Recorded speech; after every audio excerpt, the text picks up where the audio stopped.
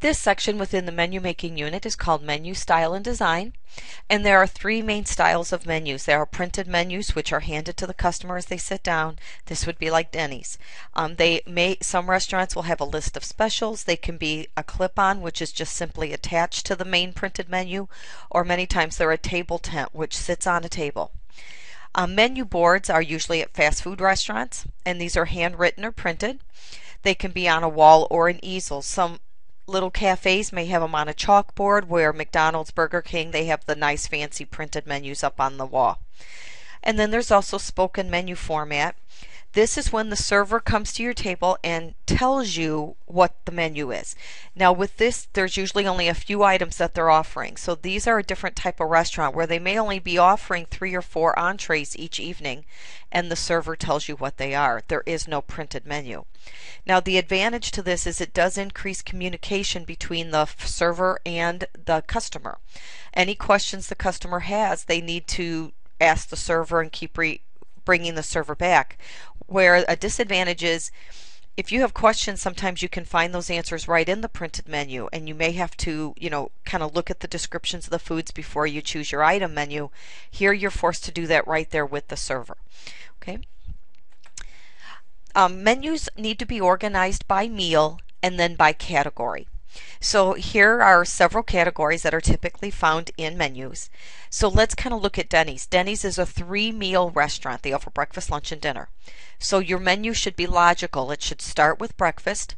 And so within your breakfast menu, you would not have appetizer, soup, salads, because those aren't available at breakfast time. So you leave off the categories that don't apply to that meal. Then the next section of your menu would be your lunch menu, and then you would have the ones that apply there, and then dinner.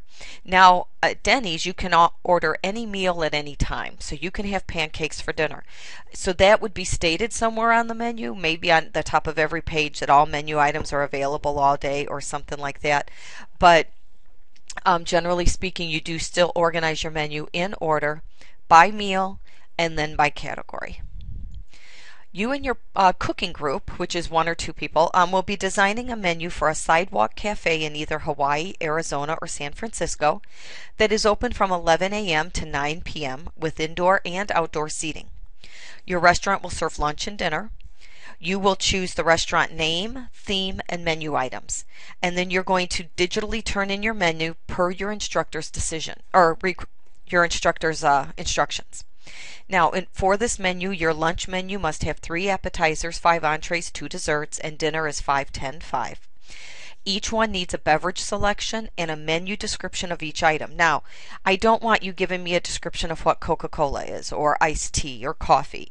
The menu description is for your appetizer and entrees and desserts, not for your beverages. And then you need to have pricing for each item. Now, you're not going to actually price out these items and do the math. We don't have a price list that large, and in addition, you don't know what the restaurant's food cost percentage is or anything else. So you are making up prices for each of these items that are logical or make sense with the type of restaurant that you have designed. There is a rubric for this project. Your instructor will share that with you. And if you have any further questions, please see your instructor.